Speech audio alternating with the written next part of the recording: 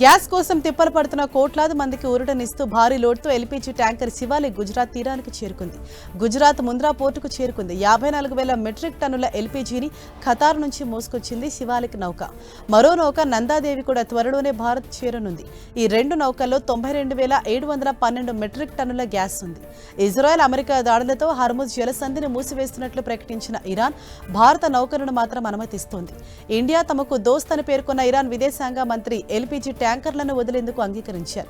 దాంతో భారీ ఎల్పీజీ లోడుతో ఉన్న శివాలిక్ ట్యాంకర్ మార్చి 14న సురక్షితంగా హర్ముజ్ జలసంధిని దాటింది.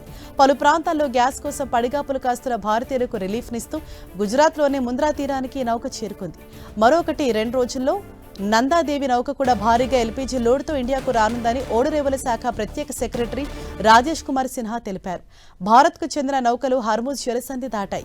ఇందులో శివాలిక్ నౌక ఇప్పుడు గుజరాత్ తీరానికి చేరుకుంది. ఇటు హర్ముజ్ జలసంధిలోని నౌకలన్నీ క్షేమంగా ఉన్నట్లు కేంద్రం ప్రకటించింది. త్వరలోనే మరిన్ని నౌకలు భారత్ చేరుకుంటాయని తెలిపింది.